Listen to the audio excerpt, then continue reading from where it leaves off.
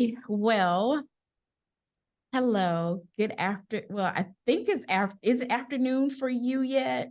In California. Okay, so it's still morning for you, California.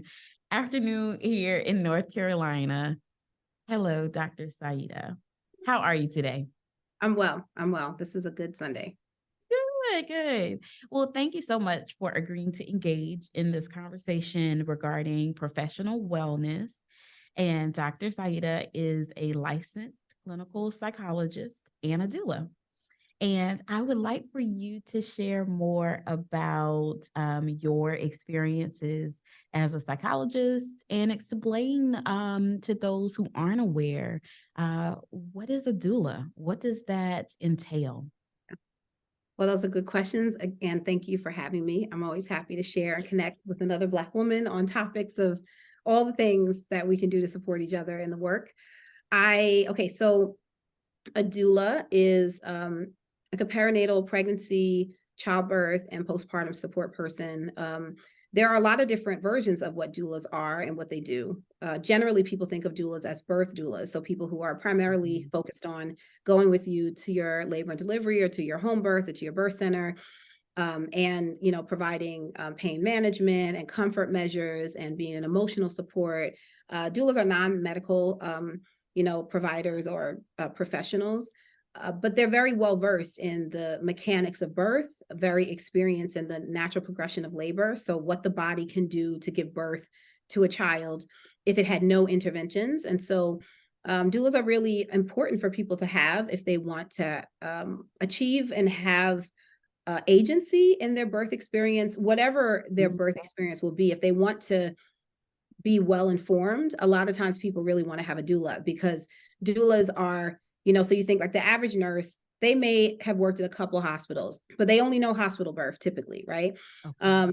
If you're working in an out of hospital setting, maybe you only know out of hospital setting and you really couldn't tell people how to manage a hospital birth. But a doula, typically doulas, especially community doulas like I practice and support, they work in every setting. So a mom is having a home birth, they're there. They're also at the birth centers, all of them in the particular area where they live. And they've been to probably every hospital multiple times with moms. And so they know interesting doctors and interesting nurses, that you might want to avoid, or, give, some extra attention if they are on your shift, or, policies that certain hospitals have that others don't. Let's say you want to take your placenta home because you want to have placenta encapsulation. There are some hospitals that do a lot to prevent people to have their placentas when they give birth.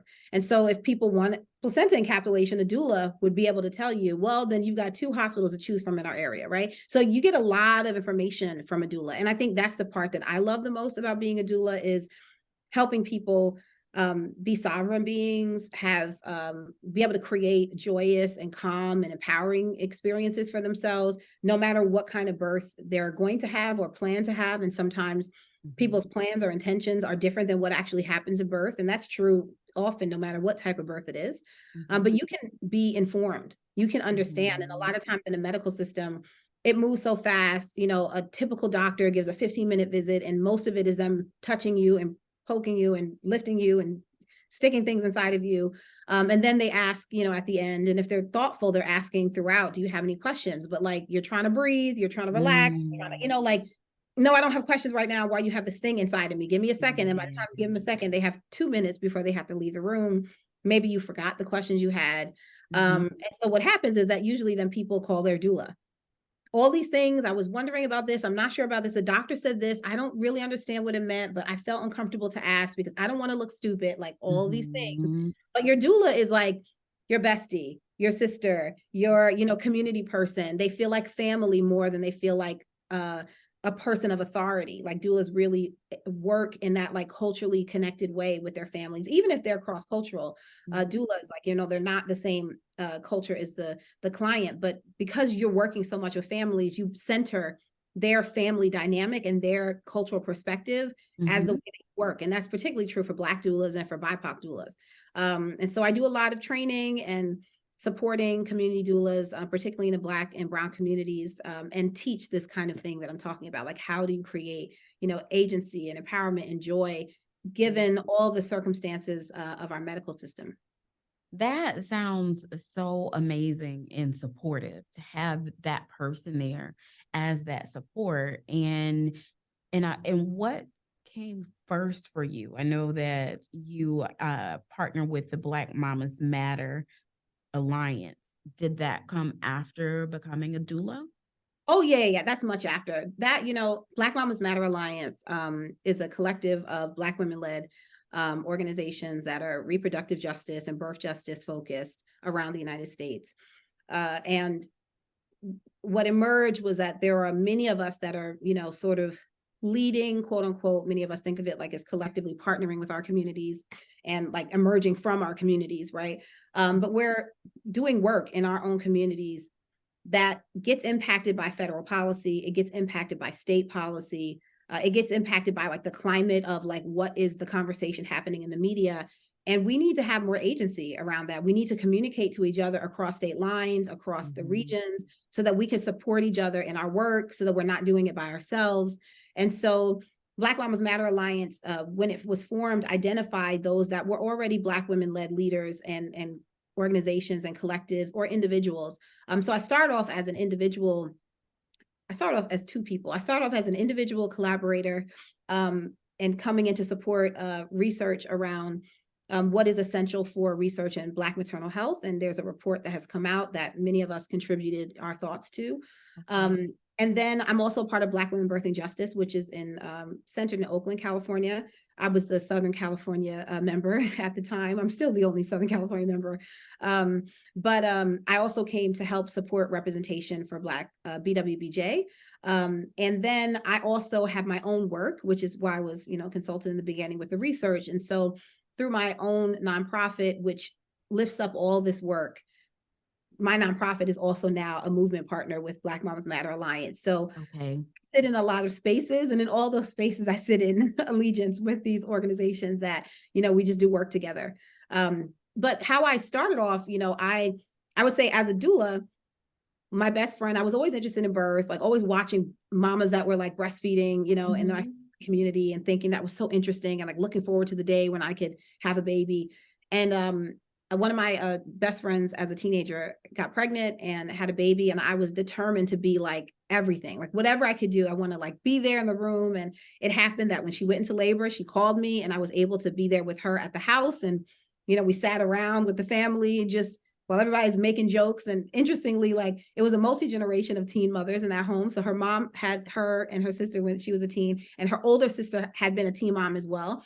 And so I think that always was really interesting, because for them, they're like, girl, you got this. It's no big deal. And so it was like, I just remember it being really fun, and everybody expected it to happen normally and naturally. And even though she was a teen mom, there was like this family sisterhood that was happening. But then when it was time to go to the hospital, it was like, well, who's going to go with her? And so I went, and I was with her in the beginning.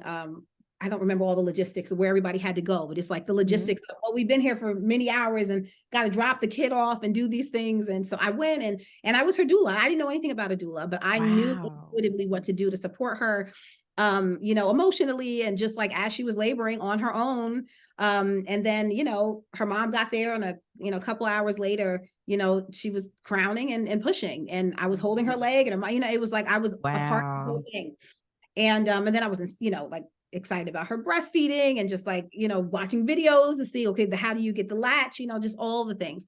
So from there, I was always interested in birth, and I became that person that people would call to go to their birth. So I've had other family members who have attended their births as a doula without knowing what a doula was. Got pregnant many years later. I think I was 24 when I had my first. So that's like from 17 to 24.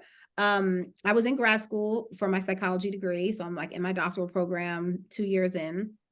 And I'm like, I need support. Like I want to have a natural experience, and I don't know how to manage that with this like medical system. I didn't even have insurance. And back then, like pregnancy was a pre-existing condition. Like you couldn't get insurance if you were pregnant, because it was like a problem. That got, put out, I think, when Obamacare came in and some of the reforms. So I had to I only could get on Medi-Cal, which was like the state's Medicaid. And it was only for pregnancy. So basically, as soon as I wasn't pregnant, I lost insurance, right? It was like back in those days before we had the reforms that we have, which actually now I do a lot of policy advocacy to support, because I was that mom that didn't have anything and needed it. And so all that. So anyway, somebody told me, I think you should have a doula. And then I had a doula and she was amazing. And I realized this is what I am. I'm that. Like, this is what she's doing for me is what I am, but there's a whole profession behind it. And so I went and got training and got certified and became a doula and started practicing as a doula while I was in grad school, finishing up my psychology degree. And I've never stopped. So I've always been, so either a full-time psychologist, now I'm a full-time executive director and many other things. But I still take clients. I had a client last week that I left from their home. And I do support the doula community in a mentorship role as well now, after so many years of supporting births myself. Wow. That is amazing that it's one of those things that just truly came naturally.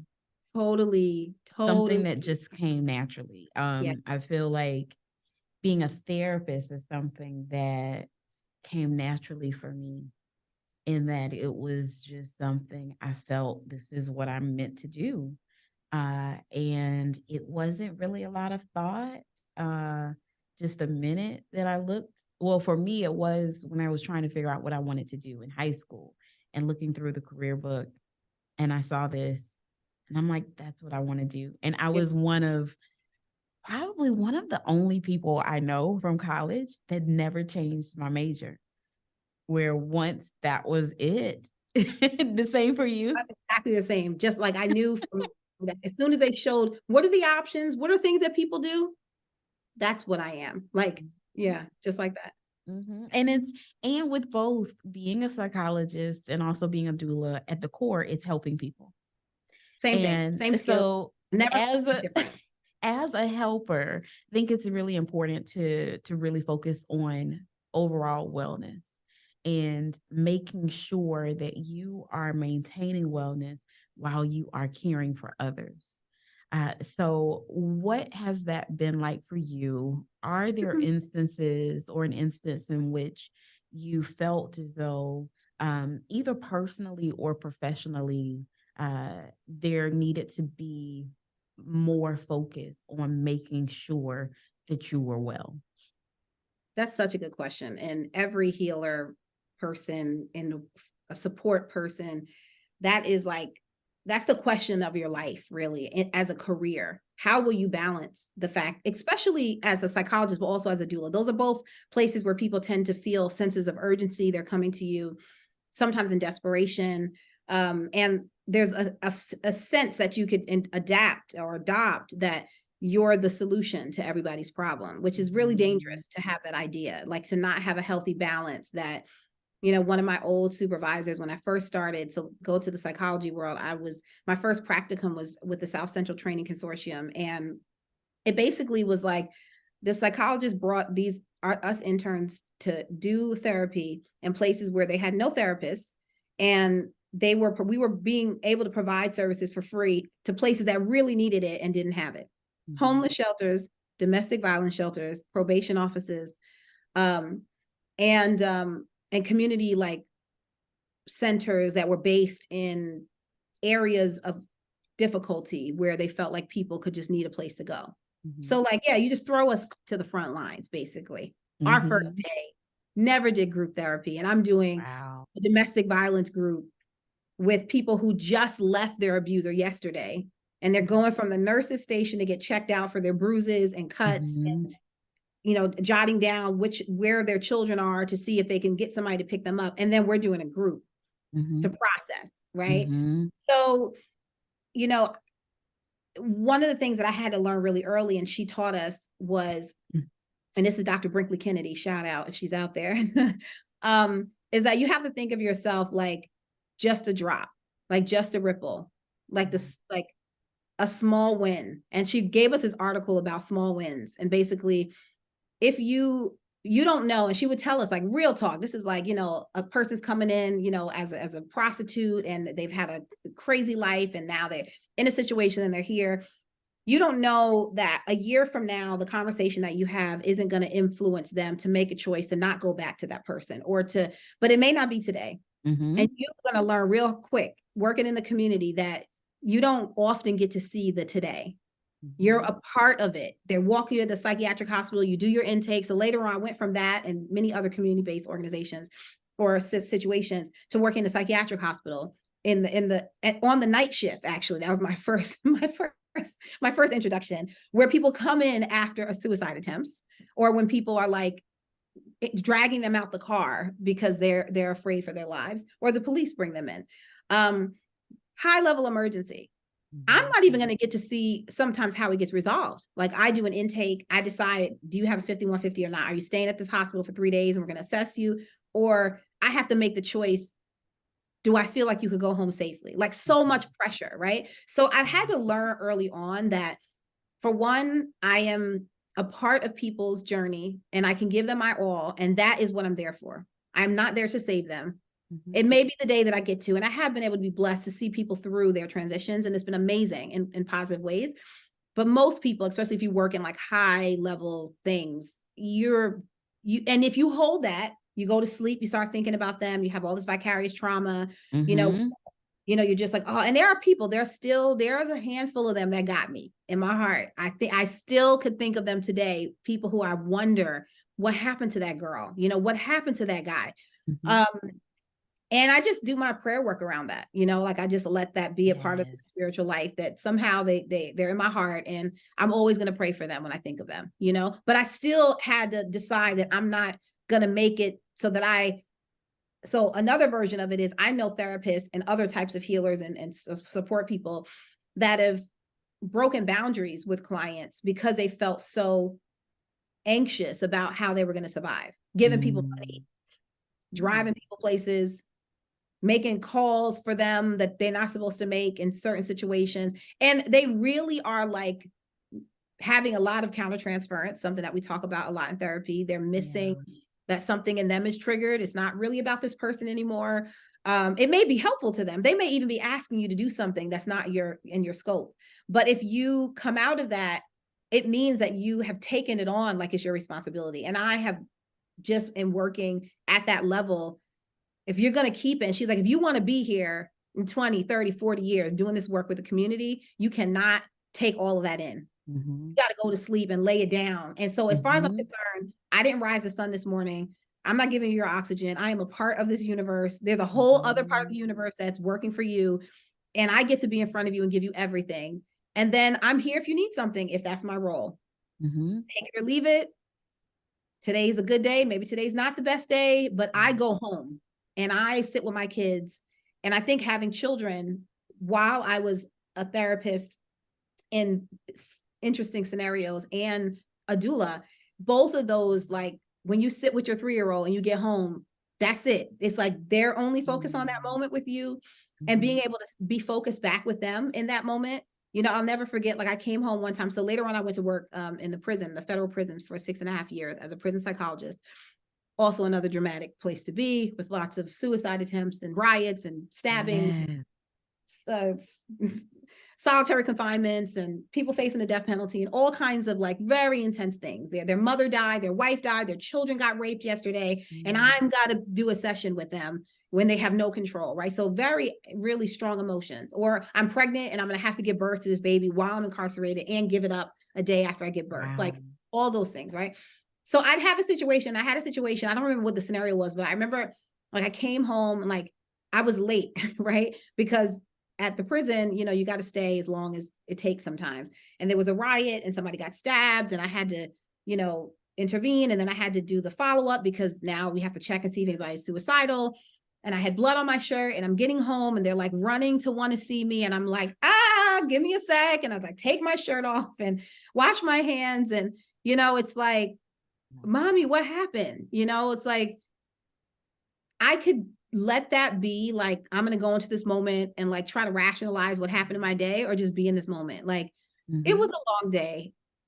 What's happening now? Are we doing homework? Are you hungry? Like, but just like the soberingness of, these are all different universes that are happening, and I get to come in and out, like, one of those, like, my wife likes Marvel movies a lot. I don't know, one of those ones that come in and out of time, and it's like some crazy thing is happening over here and they loop in and it's like they're at Starbucks, it's like, but if you can have that power in your mind to understand that like everybody's having their own little universe, and you get to, Mhm. as the healer, as a support person, as the elder, as a wisdom keeper, just offer support and Mhm. come out of it, and then restore yourself or be whole so that you can go back out again and come back in. But you got to be the steady. You get in there and Mhm. you start freaking out, and I've seen it. I've seen therapists Yeah. fall apart when somebody tells them a story. I've had clients tell me things that I would think they've been in therapy for a long time. Somebody should know that this happened to them. And they're like, I could never tell my past therapist because they just could never handle this story, but I thought you could handle it. And Wow. I'm just like, yeah, you got to be able to hold anybody. Exactly. You do. And they can't be concerned about your response. You can be authentic. It's Yeah. that balance. It's that Yeah. balance of authentically responding without the person sitting in front of you feeling as though they have to take care of you. Right. And the only way And to authentically do that is to really be whole inside. Like you yeah. can't fake that because they can feel it. You know, Mhm. maybe you don't cry, but like that nonverbal cue, people can tell when, you know, like you think of like the old grandma that you could imagine in your mind. That's like, I always, in my mind, she's like got big breasts and she's like chunky and cuddly and, you know, Mhm. smells good. And, you know, you could just lay in her arms and it doesn't matter. It doesn't Mhm. matter. Whatever it was, you could just go there and Mhm. be in your grandmother's arms, you know, or this, you know, proverbial grandmother.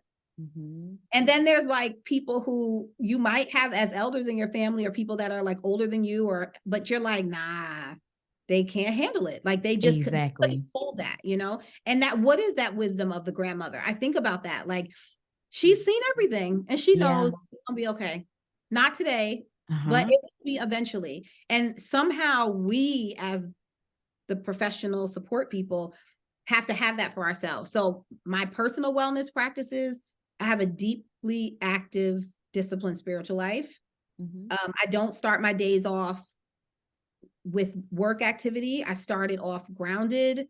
I've had different versions of the types of meditations that I do over my life, but I always start my day with meditation, with readings that bring me, you know, inner peace and a foundation so that that's where I'm leaving the day. And I end the day the same way most of the time with like, you know, I'll play a meditation or do something. I have some kind of like front end bookend ritual. Mhm. Um, and any day I don't do that, I pay for it. Wow. Even when my kids were little and you know, you're in the 2 hours waking up every morning breastfeeding because I had two kids who I breastfed for 2 years. And so that meant like I was also working and Mhm. feeding a human and trying to figure out when I'm going to sleep. I didn't do that very well, but I was in my 20s. So I feel like that's what 20s are for. I took the night shift so I could be home with my second baby. I took the night shift so I could stay at home with her during the day when she was up. And then I worked at night while she slept. And then I got home and I don't know what I thought was supposed to happen because she was up awake. Eventually, I got my neighbors to help support, and I built a village that supported me in sleeping at odd hours. Um, Mhm. but in the beginning, it was kind of crazy. Um, but you know, you have to create that balance. You've got to figure out like how it's sustainable for you. And if you can't see it sustainable, like if you think if I did this thing I'm doing every day, coming Mhm. home 2 hours late, not eating during the Mhm. day, right? Like things that I used to do that I had to heal, you know, not remembering to bring my meals, but knowing I have a busy day and I'm not going to be able to stop her food. Not resting. So, like as a doula, like a lot of times you're physically engaged with the pregnant person or the birthing person. And then I'm standing up the whole time. I did that a couple times. I can't walk after. I need a Okay. massage and a chiropractor, and I'm out for days after birth. That's not Wow. sustainable. That's not sustainable. So sit down, Mhm. you know, have some boundaries around, go to the bathroom when you have to go to the bathroom, you know, because it, you know, when people are in labor, they don't stop typically, right? I mean, maybe Mhm. they have a lapse and then you can like take a nap with them. But if it's on and popping for 8 hours, you have to say, I have to pee now. Mm. Partner, come here, hold her hand. Mhm. I'll be right back. Grandma, RN, whatever it is, Mhm.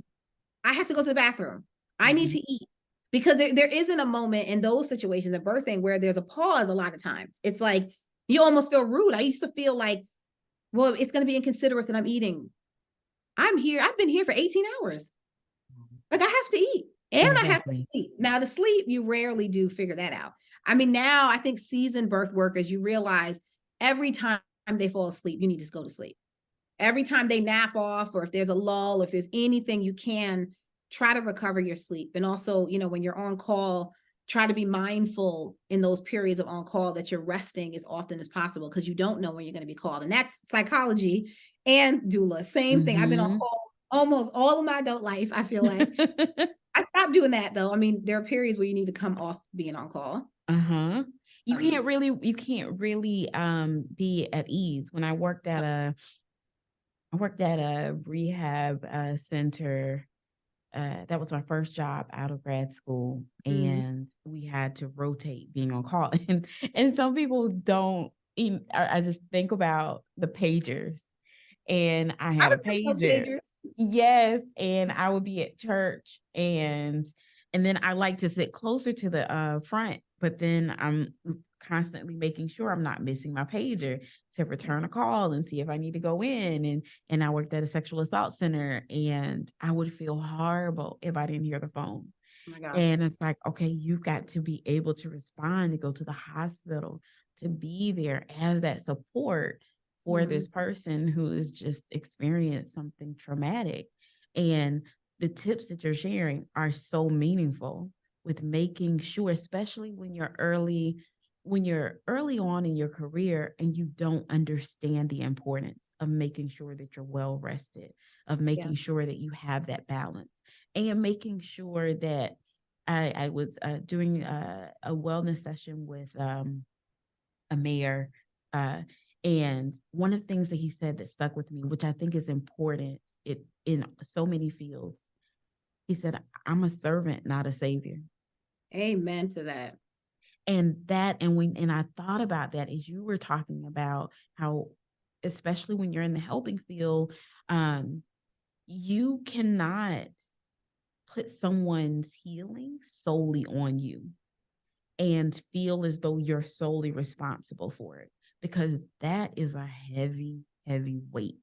And And it's that impossible. it You is, can't stand. You're never going to fulfill that. it is. And that's where you won't practice wellness. You can't be No. well because you're constantly judging someone else's progress in life based on who you are.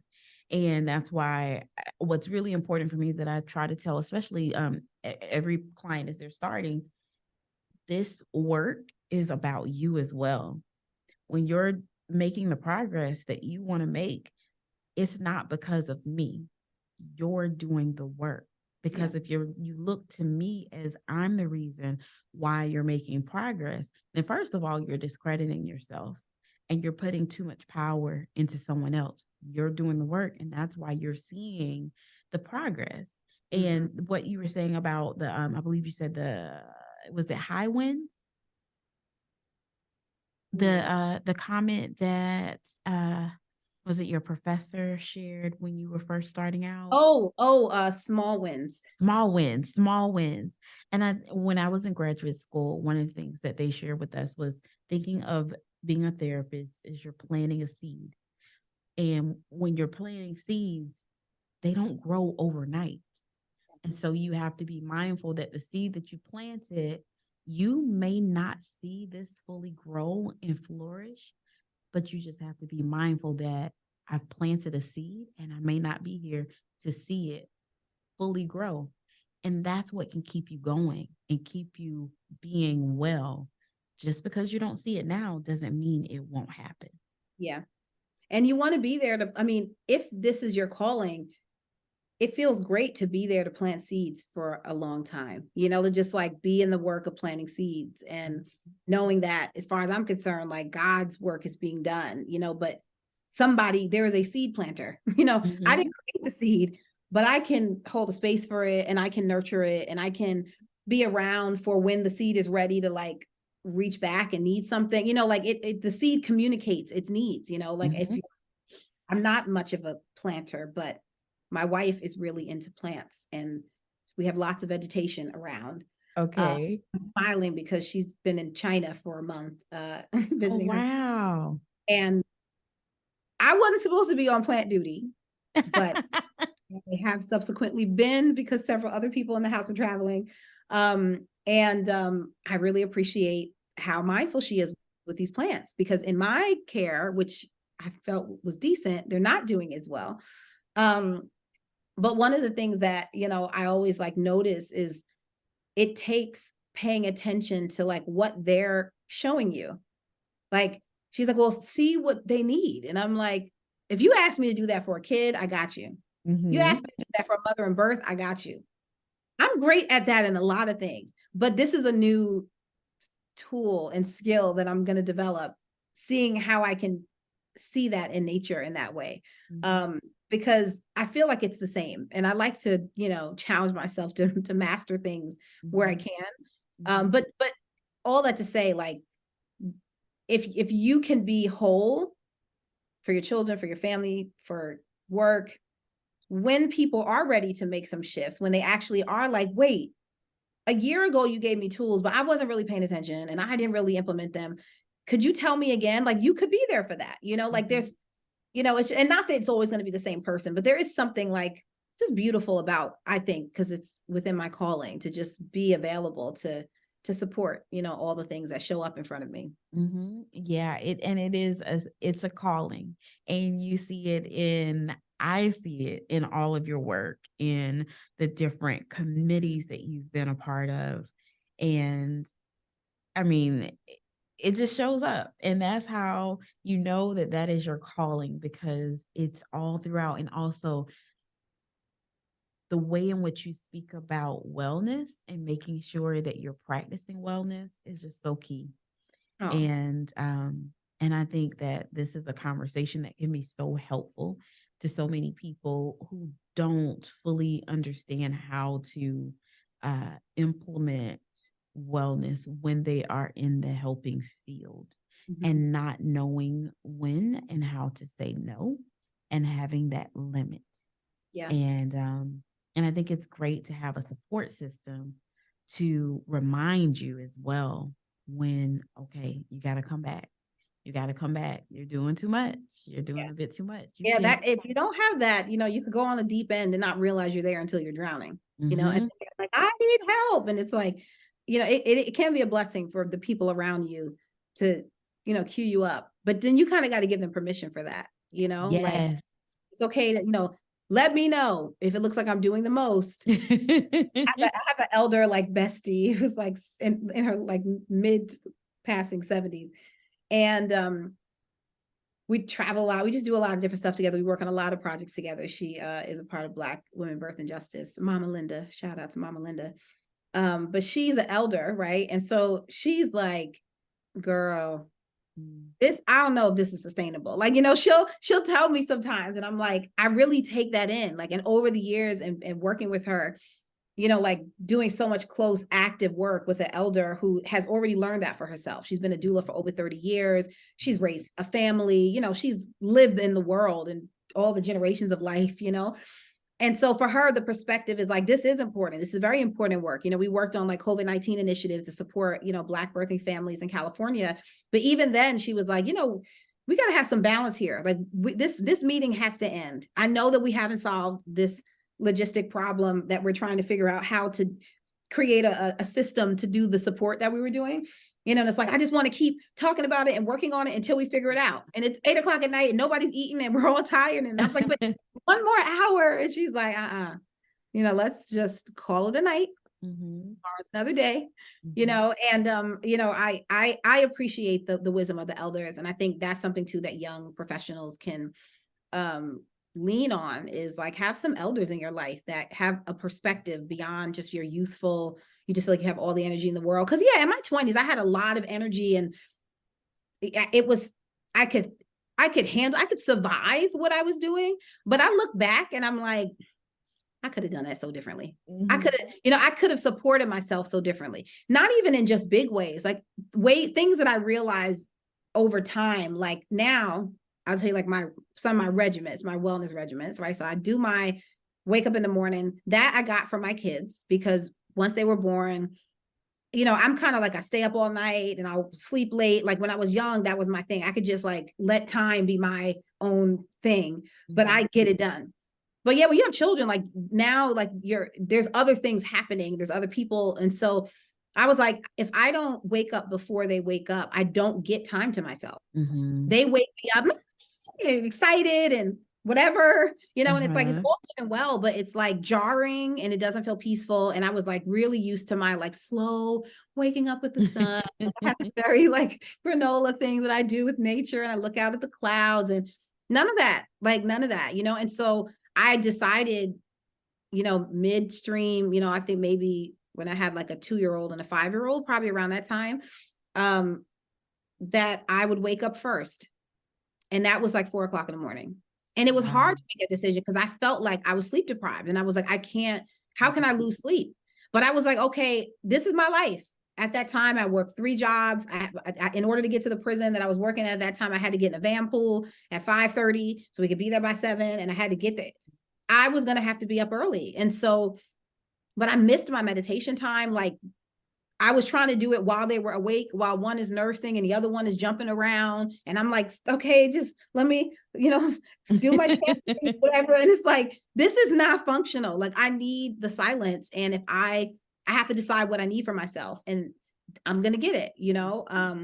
And so that, you know, I talk to people who are mothers and, you know, professionals about this. Like, I don't know where that time is for you, but you need to own that time for yourself. You do need it every day. If it's 5 minutes, take 5 minutes, but it has to be yours. Like there's something about this is me and my time with myself, with the Lord, with my spiritual guides, with my ancestors, on my altar work, whatever it is, like that really matters. Massages. When I was poor, I got $20 massages at this, you know, Chinese acupuncturist place or acupressurist place. And they do a foot massage and a body massage. Somehow they would still give me an hour massage for $20. And they started have my clothes on. And it wasn't like, you know, the one where you're out and, you know, unclothed and with the lotions, but it was an hour and I could sit there. Mostly I went to sleep because I was exhausted, but I could just receive somebody just help me feel better because I've been walking all day and I'm tired. And then now I pay for someone to come to my house once or twice a month if I'm home and I haven't traveled. And I have massages in my bedroom. And that's what I do. Like that's I'm gonna have that. Yes. And if I'm traveling a lot and my body is like exhausted from the jet lag and picking up the bags, I call them almost if I travel, they usually come the night I'm back or the next day. Just as because I travel for work a lot. I'm in DC doing, you know, policy convenings and with meetings in Northern California, you know, with organizations that are, you know, doing implementation nationwide and California wide. I'm doing service work, but it requires of me like actual physical stuff. And I've got a household. And so I just learned to pay for stuff that's supporting me. And that wasn't cultural for me. Like I didn't grow up with nannies and housekeepers and any of that. But I have learned like the value of my time and the chance that I could rest and to when I can afford it now, I pay for it. But when I was poor, I figured it out too. My neighbors, we bartered.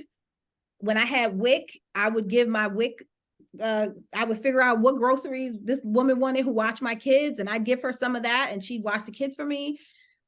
I got all kinds of versions. People say, I can't find the time. I'm like, I can find and that's so important. Yeah, it is important. That's just so important that you're sharing the different ways, regardless of what your financial status is. Yeah. That there are ways where you can be creative to make sure that you're getting that time, that you're practicing wellness in the different ways in which you can be well. Because sometimes the thought is, well, I just don't have time to really have time to myself, or I just don't have the money. And like you said, okay, you can barter, you can find something that's relatively cheap. You can do things to make sure that you're well, because if you don't, you're going to pay for it down the road. Yeah, you're going to pay for it. I used to do ER every 3 months for something. I was like, I feel like I couldn't, one time I remember I could not lay down. I couldn't breathe when I lay down. So then I wasn't sleeping. And because I was so busy and didn't have time to go to the doctor in my mind, I was like that for like 3 weeks where I couldn't lay flat and breathe. So I was just propping up pillows, and then that wasn't restful. So then I wasn't getting sleep, and then my body was hurting, and then my neck was hurting because I was sitting up in weird positions. And finally, out of exhaustion and pain, I went to the ER, and they're like doing all these tests on me. And every time they're like prophesying what it could be. Oh, it could be having a stroke, maybe the heart attack. And then they'd be like, well, nothing's wrong. So are you extremely stressed out? Like every time, like they do all the things. And I'd be like, yeah, you have a crazy stressful life. I mean, but I don't have time for that to be the problem. Like, it's like something. And they're like, no, there's nothing fundamentally wrong with you. Your heart works. Your blood pressure is fine. I do understand that you're in pain, and I'm not sure why you're not breathing, but your lungs are fine. And I tell you, like the night I left, and this happens many times, but I remember that one, I was able to sleep. They didn't give me medication. Like just knowing I wasn't dying, because I was also myself out, like, God, I don't have time to die. Like, you know what I mean? Like it was at that level of like, and it was such a thing to go to the ER. I feel like it was like a year or two where I was there like every 3 months for some weird pain. My chest was hurting. I couldn't move my arm. I had like neurological stuff. They did a CAT scan, a whole thing one time. And they were like, it looks like you were hit by a truck, but you say you weren't in a car accident. And the guy was like, I've never seen this. Like your nerves have wrapped around your spine like you had extreme physical trauma. But you didn't? Are you sure you didn't fall? You didn't have a car accident? Like they were like, we've never seen anybody with neck and back injury like this that didn't have an accident. And I was like, oh, I know what it is. It's stress. But I didn't really respect it until I was laid out. I couldn't move my neck. I had let them give me muscle relaxants for a while because it was the only thing that seemed to relax it enough for me to function. Then I got allergic to the muscle relaxants. Like I started getting hives and having like an anaphylactic response. And so they were like, you cannot use that anymore. So then I had to deal with it. And then I couldn't move. So I couldn't go to work. And it was like, oh, okay, spirit, I need to deal with this. And really, there was a bunch of stuff in my life I needed to let go. It was like stuff I was holding on to, a belief that I have to struggle, just like a belief, like, oh, historical trauma, healing, like real healing that needed to happen. And there's a whole nother podcast, but it was that took me out, and I had just started that job. So it was like, I was started, and within less than 6 months, I was out for a month first. And they're like, well, what's wrong with you? And I'm like, I don't know how to explain this, but I can't move. I have some neurological thing, and I don't know why, but they're like, you're going to have to go to physical therapy and work it out. Like I had been an injured person that had to get rehabilitated to move. Yeah. It was crazy. And it was, literally like one day my body was like, we're done. You're doing too much. You're doing too much. You're not. Something's got to give, and we're giving it. And if that wasn't the message, where it's, listen, as they say, it's okay, you either are going to listen, or you will be essentially, someone will sit you down. Your body is going to shut down. If you don't make time, you're not going to have the opportunity. Yeah. And so that is, wow.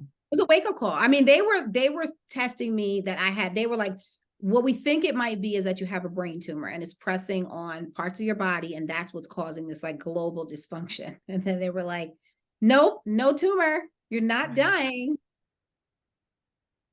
And at some point they were like, I don't know what you're doing in your life, but you have to stop something. And it was, I had the job. It wasn't the people, like the inmates or the, none of that. I love that. That was my favorite part. I always smile and think, oh, I miss my guys. Like I really, really loved the work.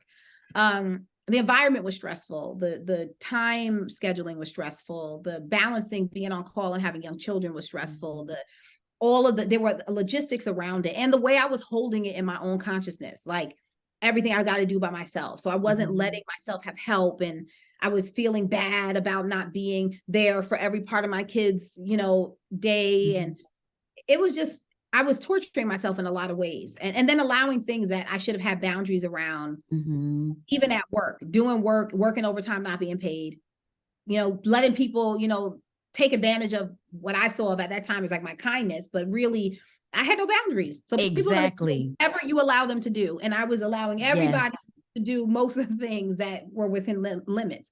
And it just was like, it needed to end. And I needed to take care of myself. I needed to go to the bathroom when I need to pee. I need to eat Mhm. when I'm hungry. So I changed my diet after doing physical therapy. I then got into yoga and had a really active yoga practice for many years. And the yoga studio shut down. That's why I stopped. I wish they hadn't, but I could have gone to another yoga studio.